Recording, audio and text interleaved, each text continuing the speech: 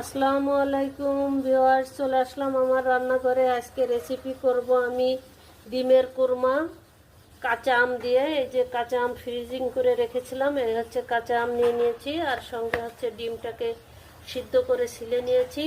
পুরো রেসিপি দেখার জন্য সঙ্গেই থাকবেন। কে কোথা থেকে দেখছেন অবশ্যই কমেন্টে জানাবেন, তাহলে সবাইকে ধন্যবাদ দিতে পারবো। আর আমার ভিডিও যদি আপনাদের ভালো লেগে থাকে তাহলে আমার ইউটিউব চ্যানেলটাকে সাবস্ক্রাইব করে দিবেন, আমার পেজটাতে লাইক ফলো দিয়ে পাশে থাকবেন।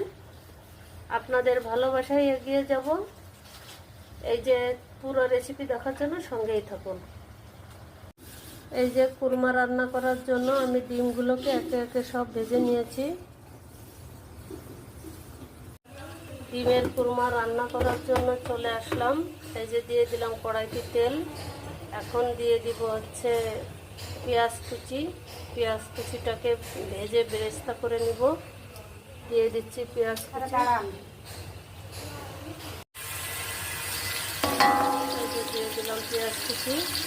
এটাকে ভেজে বেরেস্তা করে উঠিয়ে নিব হালকা বাদামি কালার করে। এই যে আমি কুরমা রান্নার জন্য আমার তেলটা গরম হয়ে গেছে। এখন দিয়ে দিলাম কয়েক টুকরা দারুচিনি, তেজপাতা, এলাচ আগেই দিয়ে দিব আমি একটা তেলের মধ্যে। এটাতে একটু নেড়ে দিব, তেলটা একটু এই মশলার ফ্লেভারটা বের হবে। একটু নেড়ে নেড়ে নিব। এটা একটু কিছুক্ষণ 1-2 মিনিট নেড়ে নিব।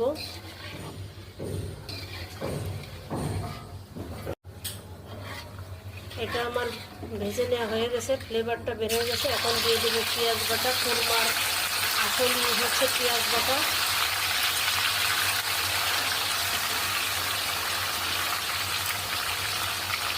এবার দিলাম রসুন বাটা।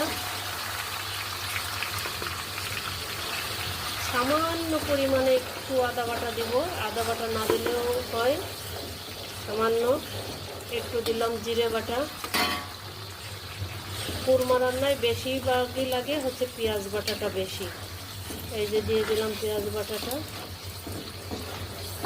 এখন এই মশলাটাকে আমি সুন্দর করে কষিয়ে নিব কিছুক্ষণ।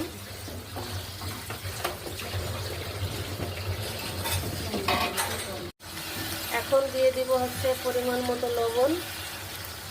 এটাতে যেহেতু মিষ্টি হবে লবণ দিতে হবে, কিন্তু পরিমাণে কম। এখন দিয়ে দিব জিরে দিয়ে মশলা দিয়ে ভেজে গুঁড়ো করে রাখা। এই যে দিয়ে দিলাম। এখন এটাকে আমি সুন্দর করে একটু কষিয়ে নেব।